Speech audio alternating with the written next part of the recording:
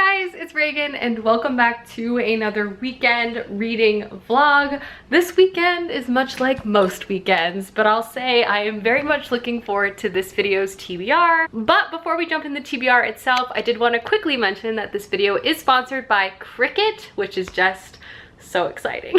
And I will be making a really fun craft later on, and by later on I mean tomorrow morning, and I just need to get a few more pieces and it's gonna be great. But let's talk about the books I hope to read for this weekend. So this is my TBR. I won't lie, I am a bit confused what it is I feel like reading for this month. Hello, Matilda. But I am very set on these two books at least. So I'm really looking forward to picking up both of these. The first one is a classic YA contemporary called I Believe in a Thing Called Love. And this is about a young girl who has it all figured out. She's a star student, she's class president, she's a varsity star athlete, she wants to go to Stanford, but she's never had a boyfriend, and she actually uses K-dramas as a template on how to get a boyfriend in this book. I hear it's just a lot of fun, and I'm hoping it's a fast read and just really, really cute. So I hope to read this, and then I also want to start the first book in the His Dark Materials trilogy, The Golden Compass. I bought this bind up recently, and I had been wanting and planning to start this reread. So, you know, no time like the present, as they say. So these are the two books I hope to read over the course of the next couple of days. So no grand plans this weekend, per usual at this point. I will say Clay is currently on one of his walking adventures right now, and I promised him later this evening I would walk and meet up at a designated location and we'd pick up some food and eat it at a park because the weather is really, really nice, and we just wanted to enjoy some fresh air, and I figured, you know, I'd join in at least partially on his mile-long walking excursions that he has been enjoying doing.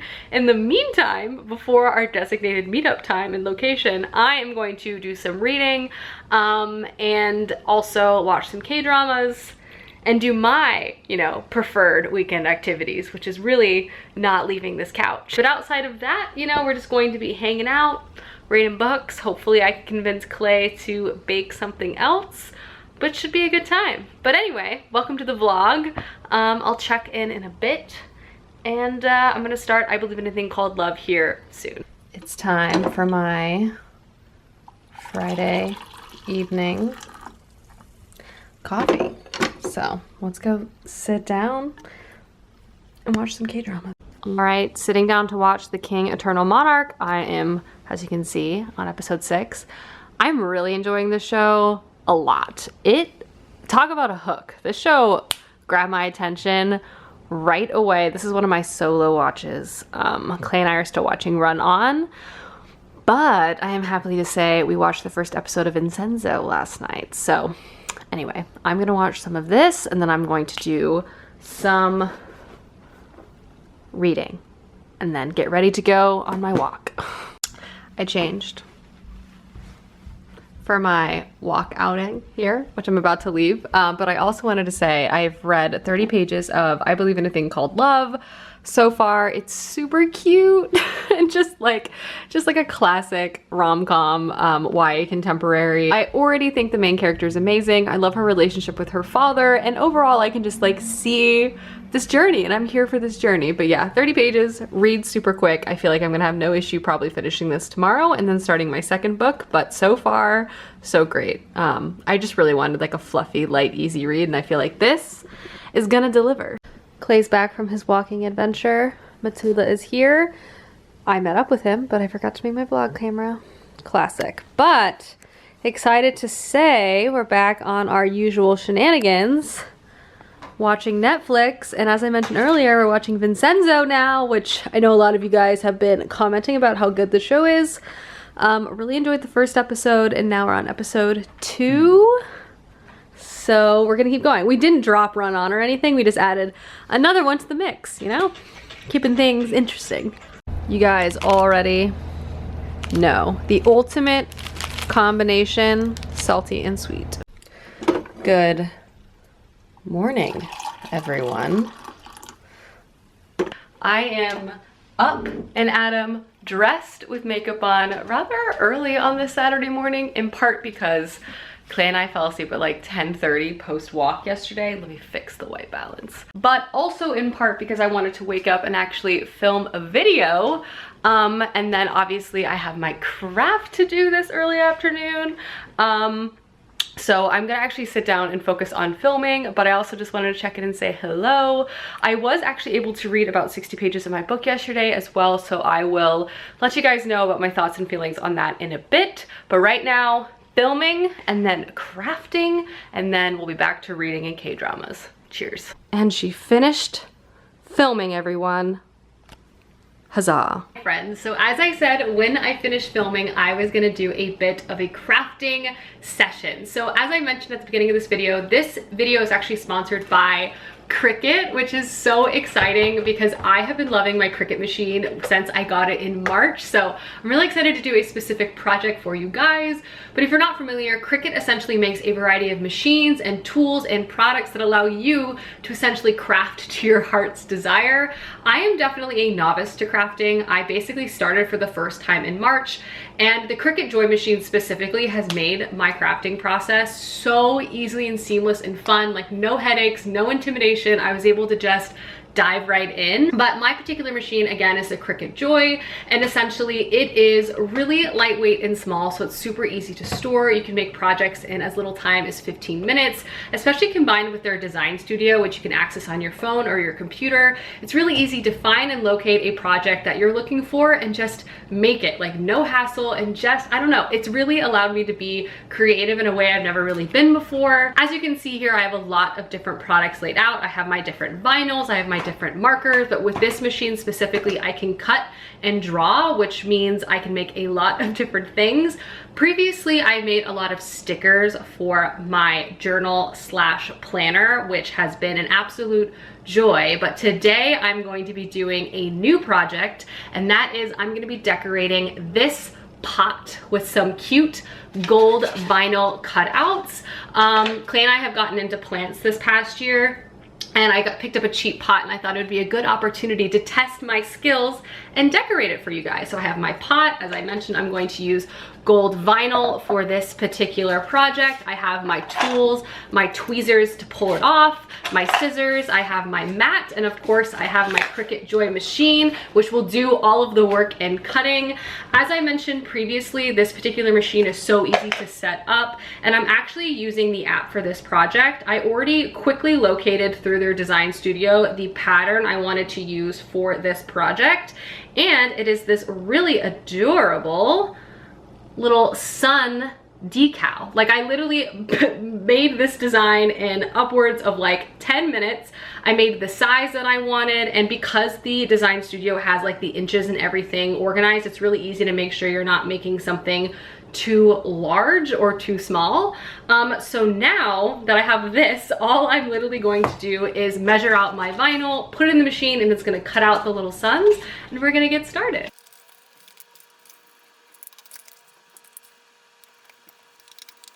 And literally, once you have your piece of vinyl measured out and on your board, all I have to do is connect to my machine via the app on my phone, confirm the type of material I'm using, insert it, and then we're good to go. Loading my vinyl in, and now I'm just going to start my project. Go. The actual process is so fun to watch too. It feels a little like magic. And just like that, my suns are officially cut out. So now all I need to do is pull them off and stick them onto my little pot.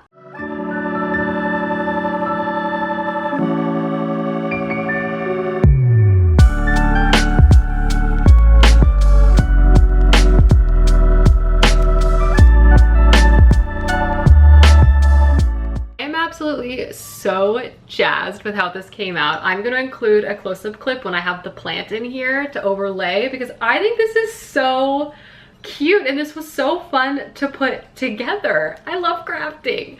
Again, big shout out to Cricut for sponsoring this video. I'll have a link down to my machine as well as just their website if you guys want to learn more.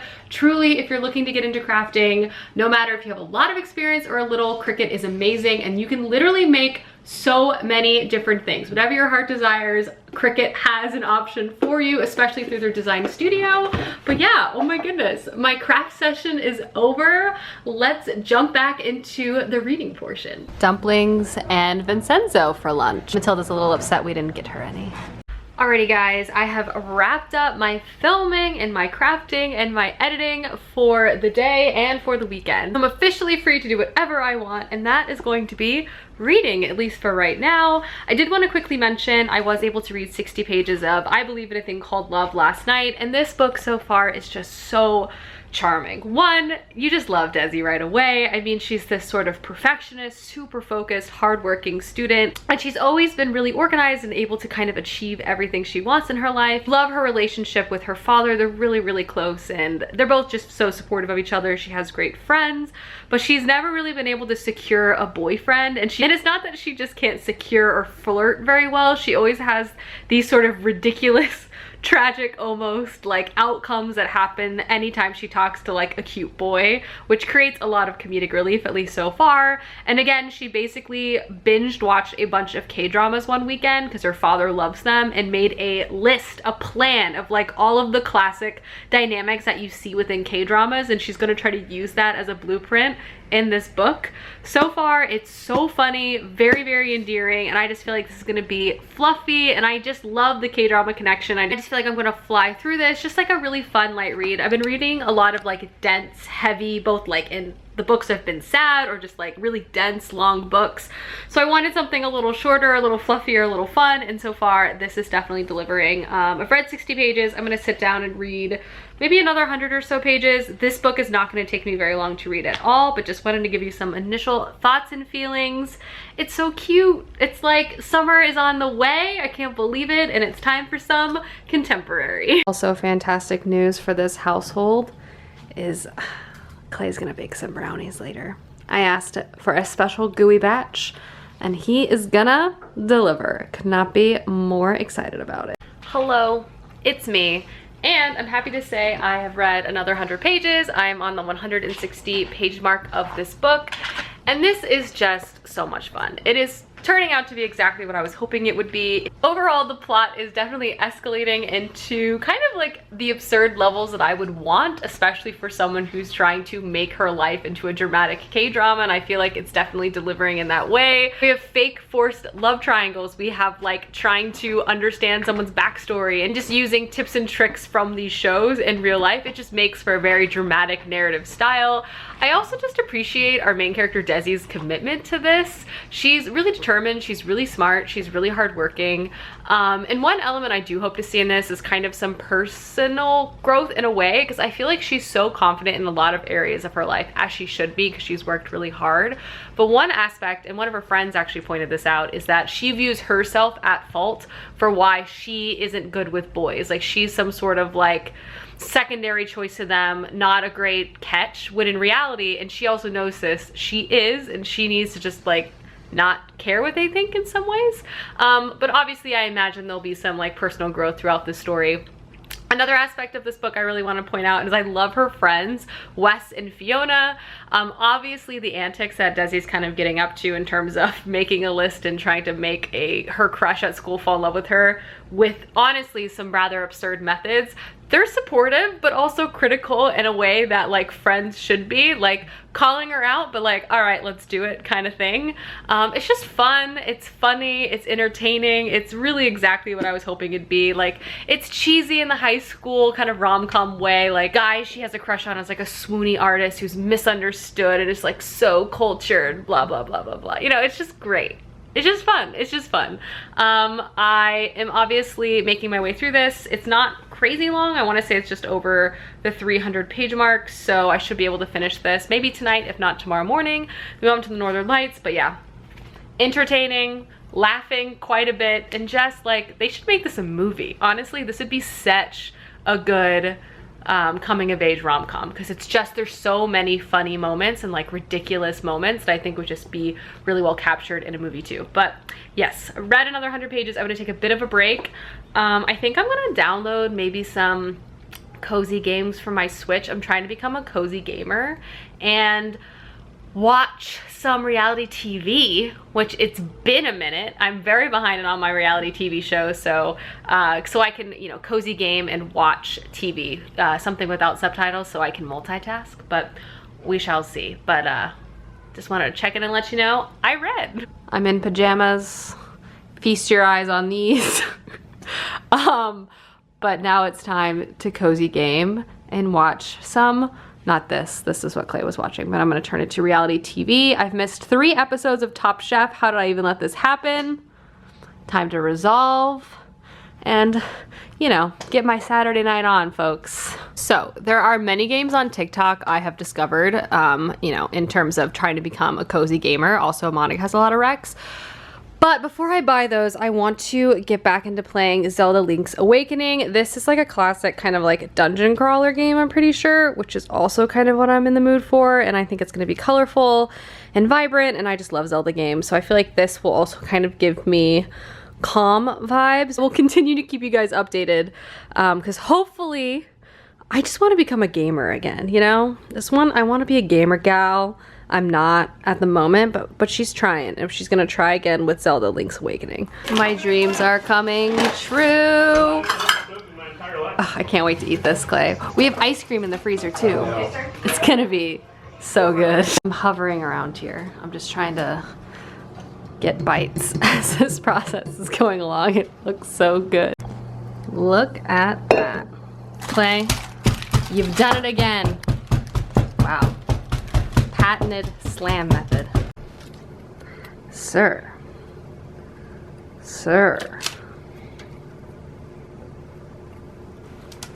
I took it out of the pan a little too early. They look amazing. In other news, we ordered burgers to enjoy while watching Top Chef. 2 brownies, an episode of Vincenzo. Me and all of my things are now going to go read. Good morning, everyone.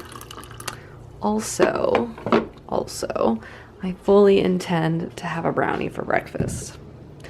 Chocolate and coffee go together perfectly. I don't make the rules. I just follow them. It must happen. Also, good news, I read 250 pages. Well, I read up to 250 pages last night. So I'm definitely gonna finish this morning. But first, I'm gonna have my brownie and coffee. I can't believe I'm making a brownie at like 9 a.m. And watch some Bon Voyage with Matilda. Because we can't stop, can we, Matilda? We cannot. Alrighty, I'm about to sit down and try to finish I Believe in a Thing Called Love, but I did want to give a reading check-in for the 250 pages I have read. Definitely say the drama of this book is definitely escalating. I don't know if drama is the right word, but again, because this is inspired by a K-drama, the tactics our main character is using is definitely escalating or escalated. It's wild. Not something I would generally recommend utilizing in real life, but because this is inspired by that sort of structure, I can kind of appreciate and respect its use within this contemporary novel.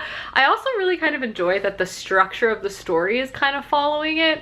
You know, we have like sort of the dramatic moment, I have a bit of a lull, and where I'm at now, I'm anticipating another dramatic spike, kind of like the last big hurdle before the end, the happy ending. At least that's what I hope.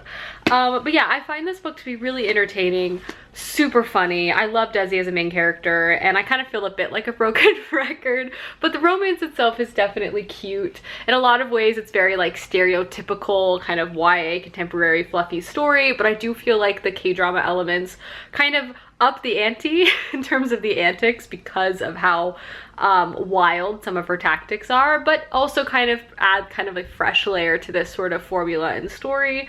But yeah, I'm really liking it. I have no issue. I foresee no issue finishing it now, and then I'm going to start my second book of the weekend, but I am going to go on a bit of a solo adventure, which I'll talk about in a minute after I finish my book. I hit myself in the face, but hey. Dressed and ready to go on a bit of a walk. It's really nice outside, so I'm just gonna meander around my neighborhood a bit.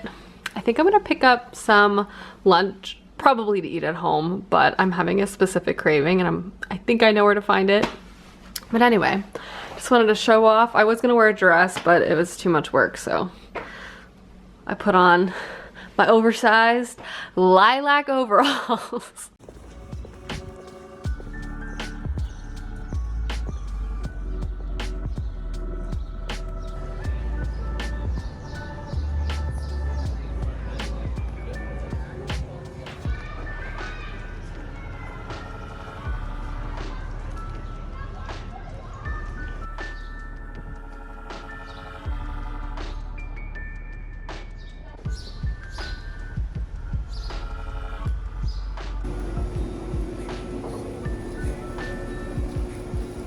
King Eternal Monarch, and Spam and Egg Rice Ball, Kimchi Fried Rice Ball.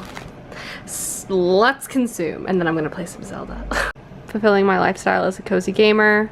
I've defeated the first dungeon in Legend of Zelda, Link's Awakening, and also I'm 2 episodes in on the challenge. I'm so behind on this season, it's actually pretty embarrassing. And Clay's here. I am about to take a break and actually start reading my second book of the vlog, as I've also finished that, which I will wrap up here in a minute. So I've read 325 pages so far. Hi friends, stepped into the other room because I'm actually going to do a bit of reading, but I wanted to first wrap up I Believe in a Thing Called Love, which I did finish earlier today, which also means I've read 325 pages. All in all, I liked this. It was entertaining, it was fluffy, it was really, really dramatic. I wouldn't say this is the best YA contemporary I've ever read. It also didn't blow my mind, but I also really wasn't wanting that when I picked this up. Overall, I found the K-drama antics to be a lot of fun. I really liked our main character, especially her relationship with her father, as I've mentioned before. There were some ridiculous things that happened in this, but for the most part, I do feel like they fit well. There was only one instance that had to do with a particular interview that I was a little like, girl, no, don't do that. But other than that, I thought everything kind of fit into the kind of setting and vibe that the author was trying to create, and I liked it a lot. But now I'm gonna jump into the Golden Compass, which I'm going to start and just try to read as much as I can before making dinner, which I still have no idea what I feel like eating. I feel like I'm gonna have a bit of a lazy night tonight, but I just want to get a start on the Golden Compass. I'm actually going to read the ebook because I don't want to mess up my beautiful bind up edition. But anyway, I'm going to read more now. Overall plans for the evening are probably just watch Vincenzo with Clay and read the Golden Compass. It is Sunday evening, you know? You're not supposed to do anything. That's the rule. Hi friends, it's a bit later. Clay's napping right there. I fixed the lighting, but I have read a total of 50 pages of the Golden Compass, or the Northern Lights, and this is a really exciting reread for me because this was one of my favorite books in series growing up, but I actually haven't reread it since I was in middle school, since I read it for the first time. I had a feeling I was gonna really like this story. Obviously, I'm very early on, but I just had a strong feeling like once I picked this up, or I just have a strong feeling that with this reread, I'm going to love it for new and exciting other reasons. But anyway, so I've read 50 pages, and this book opens rather explosively. They kind of just throw you into the narrative tale, and you're kind of just grasping and trying to figure out what's going on. Obviously, at a high level, we're following Lyra, and we know, and I know because I've read the series, she goes on kind of this epic adventure. It's set in this sort of alternate historical setting, so it's similar to our world, but there are some serious and key differences. Lyra herself is currently residing at a college in an academic setting, and the technology is kind of steampunky. There are like zeppelins and other types of tools that are powered by different types of scientific materials and are able to do slightly different things, if that makes sense. So it has a really cool overall setting and vibe. As I said, the book opens explosively. Lyra basically sits in on a meeting she's not supposed to. Through the course of this meeting, she watches her uncle present some pretty wild information to a group of scholars. She herself prevents a murder. She sees a decapitated head. And in this meeting, she also sees her uncle basically show that, hey, there might be another world that you can see in like the aurora northern lights in the sky, and I need to go on an expedition to figure out more. Her uncle is an explorer, and through various conversations you kind of realize that this other world philosophy is present in this world, but as not just shunned as a point of view, but also just like completely removed, as the church in this world is incredibly powerful and they kind of control what type of academic and scientific pursuits are allowed to be kind of accepted. That's kind of the vibe you get, and there's this overall powerful body called the Magisterium that controls a lot of stuff. There's also kind of hints at that Lyra is going to somehow be very central to some sort of large event. She almost sounds like destined or like fate. She has like some sort of prophecy almost. But yeah, the book opens quick. Like, I buzzed through the first 50 pages because there was just so much information coming at me from all sides, and all of it was interesting. The overall vibe and setting is cool. I also, again, have knowledge of like the aesthetic of the setting. Obviously, there's also a lot of adaptations, but a lot of the larger plot points, and especially the smaller plot points, I have forgotten, so it's exciting to re-encounter them again. And I'm also looking forward to see Lyra kind of set out on her journey. But I am really appreciating the sort of political powers I've already kind of encountered, and reading it as an adult, I'm also kind of feeling like I'm noticing more things about the commentary of what Philip Pullman will likely continue to, you know, move throughout this series. But 50 pages, I'm liking it. I feel like I'm gonna read this really quickly. I like the writing style. Obviously, this is a really beloved series. But yeah, revisiting an old childhood fave, and so far, so good. Hello world, I'm in PJs and it's time for me to make dinner. I've done no cooking this weekend, but don't worry, the cooking is gonna commence with my pastry pups. Pastry pups from Trader Joe's, and maybe some mac and cheese. Culinary masterpiece over here. Starting episode 3 of Vincenzo. This show is wild, honestly, so far. It basically follows a guy who was like a lawyer for the mob in Italy, and he comes back to Korea. And it's basically full of just like bad people all trying to kind of screw other people over, and, you know, the other characters. But the main characters are like bad, but you root for them anyway. It's funny so far, full of lots of antics, and I feel like it's gonna get very intense. Matilda is a fan. What about you, Clay? What do you think? Big fan. I've liked it a lot so far. Yeah. It feels really high budget too. Like, it's very cinematic. But my pastry pups are almost done too, so good night, good night. And they're done. Let's see how these are. They're actually Parmesan pigs in a blanket, so, you know, fancy. Alrighty friends, we finished episode 3 of Vincenzo. It is getting wild. I can see why so many of you guys are such a fan of that show. It's so intense. Like, it has a lot of elements. I just love the mob. I can't even speak, but twists and turns left and right. Like, it's a very, very intense show. Like, all the above. The acting's great. The writing's great. I just feel like this is gonna be a show that's gonna give me whiplash just based off the first 3 episodes. But now I'm gonna get off TikTok and stop watching TV and get back to reading. So as I said, I've already read 50 pages of The Golden Compass, so I'm gonna strive to read at least 100 more pages tonight, which I don't think will be a problem. I'm really flying through it. It's really charming, and so far my reread is going well. But yeah, I'm gonna do that now. Probably do one more reading check-in before I go to sleep, as it is nighttime. Alrighty friends, another 50 pages down. I love this world so much, from the daemons and just like the subtle differences to our world, but there's still like a lot of connections to it at the same time, which overall makes it really interesting. The story is dark. Like, obviously this is a story that centers, like, I guess, like a young heroine, but the world in which she's interacting in is not like coddling her because she's young in ways. Like, they're not scaling down the threats of civilization or their own machinations or dark ways, I guess. And so, I mean, it opens pretty dramatically, as I've already described, but even as we begin to encounter some other players, like, it's dark. I really enjoy the writing style. I really like how it really flows. Like, Philip Pullman's writing is really excellent, and I feel like he does a great job kind of presenting a lot of complicated things. Like, there's a lot of world building he does. I feel like that could feel info dumpy, but his writing is so nice that you really enjoy it. So it's a very visual experience.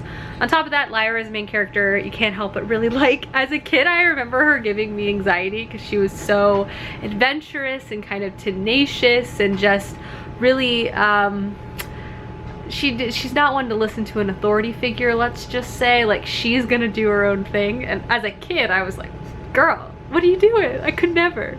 As an adult though, I really respect it. Really enjoy reading the story really from her point of view. She's really spunky, I guess is a word. Like, yeah, she seems like a young girl who could maybe save the world or go on some sort of total adventure, which we're going to follow her on because she like jumps first and asks questions later kind of thing. But yeah, the world is great. The daemons are cool. They're basically like animal representation of your soul, like everyone has one. There's also like magical components to the story. It's unclear because we really only know as much as Lyra does, so as she kind of discovers stuff, so do we. There's references to things called the dust, among other things. But yeah, there's just this like large powerful organization that seems to be controlling things, not just behind the scenes but also just around everywhere, but they all seem to have other stuff going on. I don't know. It's really good so far. I've again forgot a lot, but even though this is technically a reread, but just wanted to let you know I've read 100 pages, so I'm gonna keep reading though. Hi guys, it's Reagan and welcome to the end of the vlog. The next day, I just wanted to quickly pop in and wrap up everything I was able to read over the course of this past weekend. First and foremost, I obviously read the entirety of I Believe in a Thing Called Love by Maureen Gu. This was about 325 pages. I've talked about it at length in this video, but it was cute, it was fun, it was exactly what I was looking for. And then from there, I was able to read 150 pages of The Golden Compass by Philip Pullman, and I am loving this reread. It's dark, it's really fast paced, and just all of the different elements just make it such a cool setting. We have this sort of scholarly collegiate setting that transforms into this sort of expedition, almost like battle setting, and just learning more and more about this world through Lyra's POV is just fantastic. There's sort of magical elements just sprinkled in as well. Outside of the daemons, there's other supernatural creatures like the polar bear character that you run into. Lyra as a main character is just, I don't know, she's just like ferocious. Like you just can't help but root for her. She's such a great lead for a story like this. And I can't wait to read more of this and finish this first book this month because it's honestly delightful. So happy to say I did read 150 pages. All in all, I was able to read just under 500 pages for this reading vlog. I'm really pleased with both books I was able to pick up. But yeah, hopefully you guys enjoyed this video and I will see you soon with another one soon. Goodbye.